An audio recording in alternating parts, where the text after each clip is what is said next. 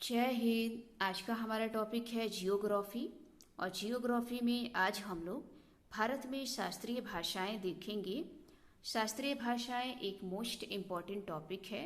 यहाँ से बहुत सारे क्वेश्चन एग्ज़ाम में पूछे जाते हैं, एग्ज़ाम कोई सा भी हो। तो आइए देखते हैं। सबसे पहले आपको पता होना चाहिए कि वर्तमान टाइम में कुल कितनी शास्त्रीय भाषाएं हैं। तो वर्तमान टाइम में कुल अगर आप देखेंगे तो कुल 6 जो है शास्त्रीय भाषाएं हैं। और ये 6 कौन कौन सी भाषाएं हैं इसके नाम भी आपको पता होना चाहिए। तो सबसे पहले शास्त्रीय भाषा थी तमिल। तमिल को 2004 में शास्त्रीय भाषा का दर्जा दिया गया। इसीलिए तमिल भारत की पहली भाषा है जिसे शास्त्रीय भाषा का दर्जा हुआ। तो एग्जाम में आपसे पूछा जाता है कि भारत की पहली शास्त्रीय भाषा कौन सी है। तो ध्यान रखिएगा तमिल।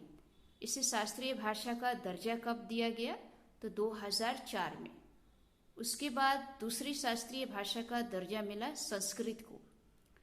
संस्कृत भारत में बनने वाली दूसरी शास्त्रीय भाषा थी और इसे 2005 में शास्त्रीय भाषा का दर्जा दिया गया।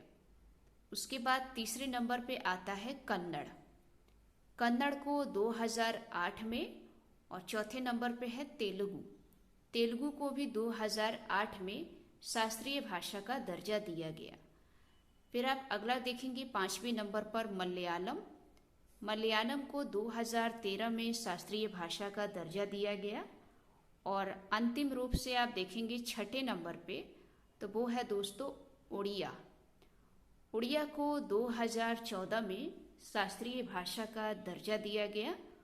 उड़िया दोस्तों शास्त्रीय भाषाओं में ये सबसे नवीनतम है। तो आपसे एग्जाम में पूछा जाए कि भारत में सबसे नवीनतम शास्त्रीय भाषा का दर्जा किसे दिया गया, तो ध्यान रखिएगा उड़िया को। और ये उड़िया भाषा कब दिया गया? तो ध्यान रखिएगा 2014 में। तो ये 6 भाषाओं के नाम और इनके सन भी याद रखने हैं क्रम से। तो पहली भाषा कौन थी? तमिल। इसे दर्जा दिया गया 2004 में। दूसरी भाषा संस्कृत, इसको 2005 में शास्त्रीय भाषा का दर्जा मिला। तीसरी आपने देखा कन्नड़। कन्नड़ को 2008 में। चौथी तेलुगु। तेलुगु को 2008 में। 5वीं मलयालम, इसे 2013 में शास्त्रीय भाषा का दर्जा दिया गया। और 6ठे नंबर पर आप देखेंगे तो उड़िया।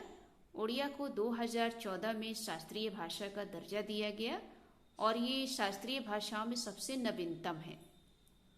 उसके बाद 2 पॉइंट आपको और नोट करने हैं। ये जो सभी शास्त्रीय भाषाएं हैं, इन भाषाओं को संविधान की 8वीं सूची में सूचीबद्ध किया गया है। तो आपसे एग्जाम में पूछा जा सकता है कि जो भारत में शास्त्रीय भाषाएं हैं वो संविधान के किस अनुसूची में शामिल है। तो ध्यान रखिएगा संविधान के 8वीं अनुसूची में। 8वीं अनुसूची में इसे रखा गया है। दूसरा पॉइंट आपको ये नोट करना है, ये जो शास्त्रीय भाषाएं हैं इनको कौन निर्देश करता है, यानी कि किस मंत्रालय के द्वारा निर्देश किया जाता है।